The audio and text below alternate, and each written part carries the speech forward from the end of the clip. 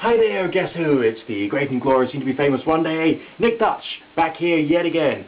And guess what I'm going to talk about? You guessed it. Pure freaking magic.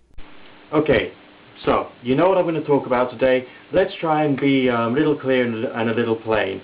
Alright, I'm just going to talk a bit more about disbelief, because disbelief is a very important thing. Why? Because there's certain limitations on what we can say or on what we can't say with reference to some things within the supernatural, sphere of life. Obviously I'm using the words paranormal, supernatural and magic just because these are just umbrella terms and I'm using them out of convenience. But when we're talking about supernatural beings and entities such as gods, demons, ghosts, spirits and all the rest of that, is it worthwhile saying that these things have an objective existence? Well, basically no. The reason that I would say that we can't say that these things have an objective existence is purely because of the epistemological and ontological issues that we have with defining their form, function, their nature, the variety of intelligence they've got, and how they communicate and or act. Because of the philosophical issues associated with trying to break these things down into any real, vaguely empirical manner, it's actually not worthwhile calling these things as beings which actually exist. This doesn't mean no God exists, but it does mean that science can't say anything about them. Well, can I be a little more precise about that? Well, essentially, yes, I can. We can go through an experience of the presence of an angel, a god, a demon, and all the rest of that. We could even see the spirit, the angel, the god, the demon, and the whatever standing there communicating in some way, giving a message either seemingly telepathically or in some other symbolical manner, and doing or saying precisely what it is that we feel or we think that the Archangel Gabriel or whoever would do or say. But all we've got is an experience, and these are subjective things. And when you've got a subjective experience, it's actually very hard to be able to apply something truly empirical upon that. So yes, we are still trying to be artists and scientists of change in accordance with the will, but on the other hand, we can't tell people that these things are real or have some kind of solid physical existence. Well, why do we use them? Why do gods, spirits, angels and demons somehow appear with great frequency in our rituals, prayers, meditations and all the rest of that? Well, it somehow seems convenient to have another form of consciousness somehow involved with the action or operation, whether it's an extension of your own mind, another part of your being, an alter ego, part of your subconscious, part of the collective consciousness of humanity. We don't know, nor can we say. However, under some rare circumstances, these things do seem to have some kind of effect outside of our own bodies and outside of our own minds. That much we can say. But to turn around to people and say that these things are real creates problems, it creates issues. There's a logical fallacy, the idea that really believing something is the same thing as knowing it. Now, when supernaturalist ideas are communicated to other people, there can be an awful lot of issues just purely with communication. Yes, we've got language. Yes, we've got dramatically enhanced frontal lobes so that we can have a vocabulary and communicate ourselves using words.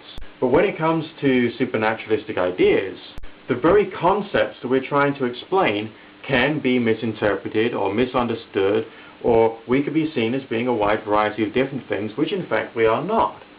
And on top of that, the phenomenon itself can also be misrepresented, and that is a crying shame. These stories can be interpreted wildly differently by anyone who reads them. So, despite ontological and epistemological differences, it's still our responsibility to try and find out more about the way the world works. I mean, after all, we're human. That's what we do. That's why houses can be built. That's why life carries on. Because we carry on finding out more about the way the world works. And these peculiar phenomena which happen in the world do carry on happening. And sometimes they can be rather extreme. Devotees of this blend of traditions are capable of remarkable feats of faith. So bearing that in mind, and the fact that there's an awful lot of strange things which are happening in the world, some of which are documented very carefully, and some of which should be documented better, It's still up to us to try and find out more as best as we can. Science can only ever investigate things with demonstrable evidence which can be tested or measured. So this brings us to a certain point. We have to find out more about the way the world works. The only tools we've got are the tools of science. Surely there must be more ways in which we can try and investigate nature. We don't know everything about everything. We don't know everything about anything. And what we do know, we don't know accurately on all points, nor completely in every detail. Science can only test a certain limited number of things. What does that actually leave us with? Some people might answer, it leaves us with belief, and we can use belief to try and define what is real. Believing isn't knowing.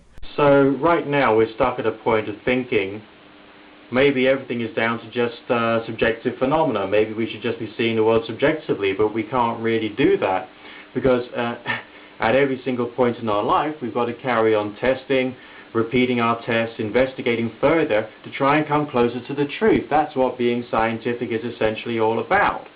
But is science just about what is already written in the textbooks? What we're already taught is true or taught is real? Or is there more to it than that? Not just the conclusions of science, but its methods as well, and I mean all of them. From uniformitarianism and methodological naturalism to the peer review process and the requirement that all positive claims be based on testable evidence. Okay, so knowledge, reasoning, science, and wisdom is not just a question of what's already been discovered, but essentially the way that we go about discovery. Would that be right? Probably. So where does that leave us as human beings, and what do we have to do to try and improve matters? What is the current status quo? What is the current defining nature of humanity at the moment? Most people don't understand science, what it is, how it works, what hypotheses and theories are, or even the purpose behind it. So basically, no matter what, it's our duty to find out more about the scientific process.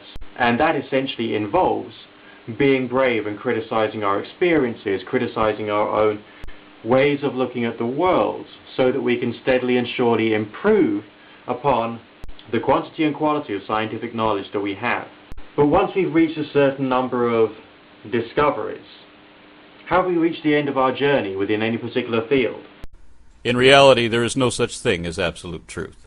So essentially, in conclusion, we can say that there is just a heck of a lot more that we've got to learn about the way the world works. There's a heck of a lot more that we've just got to learn, including about the way that we think, about the way that we behave, about the way that we react, and about the way that we understand the world. The scientific community have blessed us with a lot of wonderful things, and for that we have to be incredibly grateful. However, we're also standing in the middle of a battlefield, a massive battlefield of ideas. Religion against science, religion against the occult, be it different religions against each other, be it atheism against all religions. And these battles will distract us from trying to reach our goals or trying to find out more about the way the world works. No matter what we find out, no matter what we discover, there will always be our enemies. They are neither right nor wrong. They have a point of view and an opinion. And it's our duty to continue our research until such a point in time comes when our research is regarded as being useful. Pure freaking magic.